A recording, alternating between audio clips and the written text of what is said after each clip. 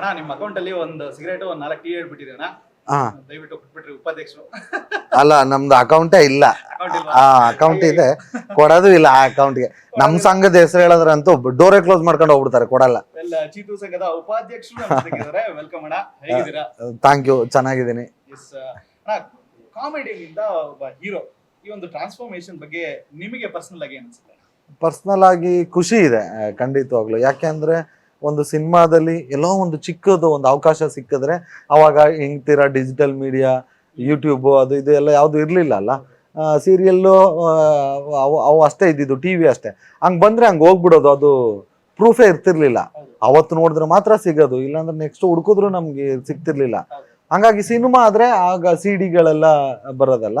ಹಾಗಾಗಿ ಯಾವ್ದಾದ್ರು ಒಂದು ಚಿಕ್ಕ ಸೀನ್ ಸಿಕ್ಬಿಟ್ರೆ ಅದನ್ನ ಇಟ್ಕೊಬೋದು. ಯಾವ ಸಿಡಿಸಿ ಸೀನ್ಸ್ ಬಗ್ಗೆ ಮಾತಾಡ್ತಿದ್ದೀವಿ ಅಂತ ಜನರು ಯೋಚನೆ ಮಾಡ್ತಾ ಇರ್ತಾರೆ. ಅದನ್ನ ಇಟ್ಕೊಬೋದು ಮುಂದೆ ನೋಡ್ಕೊಂಡು. ಆ ಥರ ಹಂಗ ಆಸೆ ಪಟ್ಟವನು. ಬಟ್ ಇಲ್ಲಿ ಈಗ ಫಸ್ಟ್ ಸಿನಿಮಾ ಯಶ್ ಅವರಿಂದ ಕಿರಾತಕ ಸಿಕ್ತು, ಅಲ್ಲಿಂದ ಶುರುವಾದ ಜರ್ನಿ. ಒಂದು ಇವತ್ತು ಉಪಾಧ್ಯಕ್ಷ ಅನ್ನೋ ಸಿನಿಮಾಗೆ ಹೀರೋ ಆಗ ಮಟ್ಟಕ್ಕೆ ಬರ್ತೀನಿ ಅಂತ ನಂಗೆ ಗೊತ್ತಿರಲಿಲ್ಲ. ಅದೆಲ್ಲ ಜನರು ಆಶೀರ್ವಾದ, ಜನರು ಹರಿಸಿದ್ದಕ್ಕೆ ದೇವರ ಆಶೀರ್ವಾದ, ತಂದೆ ತಾಯಿ ಆಶೀರ್ವಾದ. ಸೊ ಇದು ಎಲ್ಲರಿಂದನೂ ಇವತ್ತಿಲ್ಲಿ ಬಂದು ಕೂತಿರೋದು. ನಾನು ಬೇರೆಯವ್ರನ್ನ ಕಂಪೇರ್ ಮಾಡ್ಕೊಳ್ಳಲ್ಲ, ನನಗೆ ನಾನು ಕಂಪೇರ್ ಮಾಡ್ಕೊಂಡ್ರೆ ನಂಗೆ ತುಂಬಾ ಖುಷಿ ಇದೆ. ಒಂದು ಗಾರೆ ಕೆಲಸ ಮಾಡ್ತಾ ಇದ್ದಂತ ಹುಡುಗ ಇವತ್ತು ಕಾಮಿಡಿ ಚಕ್ರವರ್ತಿ ಆಗಿದ್ದಾನೆ. ಸೊ ಅದಕ್ಕೆ ಬಹಳ ಖುಷಿ ಆಗುತ್ತೆ. ಅಂಡ್ ನೀವು ಇಂಡಸ್ಟ್ರಿನಲ್ಲಿ ಒಬ್ಬ ಹೀರೋ ಆಗಿ ಲಾಂಚ್ ಆಗ್ತಾ ಇರೋದು ಬಹಳಷ್ಟು ಖುಷಿ ಇದೆ. ಡೈರೆಕ್ಟರ್ಗೆ ಮತ್ತೆ ಪ್ರೊಡ್ಯೂಸರ್ಗೆ ಮತ್ತೆ ನಿಮ್ಗೂ ಸಹ ಹೇಳ್ಬೇಕು ಅಂತಂದ್ರೆ ಆ ಒಂದು ಕಾನ್ಫಿಡೆನ್ಸ್ ಇದೇ ರೀತಿಯಾಗಿ ಬಿಲ್ಡ್ ಆಗೋಣ, ಒಳ್ಳೇದಾಗ್ಲಿ ಎಲ್ಲದನ್ನು ಕೂಡ. ಅಂಡ್ ಇವತ್ತು ಏನಾದ್ರೂ ಈ ಒಂದು ಸಕ್ಸಸ್ ನ ನೋಡೋದಕ್ಕೆ ತಂದೆಯವರು ಇದ್ದಿದ್ರೆ ಯಾವ ರೀತಿಯಾಗಿ ಮಾಡ್ತಾರೆ? ಖಂಡಿತ ಖುಷಿ ಪಟ್ಟಿರೋರು ನೋಡಿದ್ದಾರೆ, ಒಂದು ಮಟ್ಟಕ್ಕೆ ನೋಡಿದ್ದಾರೆ.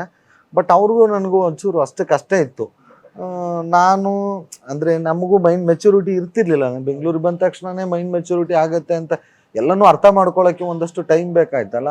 ಇಲ್ಲ ನಾನೇ ಏನೋ ತಪ್ಪು ಮಾಡ್ತಿದ್ದೀನಿ, ಯಾಕೆ ಬೇಕಪ್ಪ, ನಮ್ಗೆ ಜನ್ಮ ಕೊಟ್ಟಿರೋದಕ್ಕಿಂತ ಇನ್ನೇನು ಮಾಡಬೇಕಾಗಿಲ್ಲ. ಅವರು ಯಾವುದೇ ತಂದೆ ತಾಯಿ ಒಂದು ಮಗುಗೆ ಜನ್ಮ ಕೊಟ್ಟಿರ್ತಾರೆ ಅಂದರೆ ಅದೇ ದೊಡ್ಡ ಆಸ್ತಿ, ಅದೇ ದುಡ್ದು. ಯಾಕಂದರೆ ಅವ್ರು ಜನ್ಮ ಕೊಟ್ಟು ಅವರು ನಮಗೆ ಬುದ್ಧಿ ಬರೋ ತನಕ ನೋಡ್ಕೊಂಡಿದ್ದಕ್ಕೇನೆ ನಾವು ಬೇರೆ ಎಲ್ಲ ಯೋಚನೆ ಮಾಡೋದು. ಈ ಥರದ್ದೆಲ್ಲ ಅರ್ಥ ಆಗೋಷ್ಟರಲ್ಲಿ ಕಳ್ಕೊಂಡೆ ನಾನು. ಇವತ್ತಿಗಿದ್ದಿರು ತುಂಬ ಖುಷಿ ಪಟ್ಟಿರೋರು ಅವರು. ಅವ್ರದ್ದೇ ಒಂದು ಸರ್ಕಲ್ಲು, ಅವ್ರನ್ನ ಕರ್ಕೊಂಡು ಹೋಗೆಲ್ಲ ಸಿನಿಮಾ ನೋಡಿರೋರು.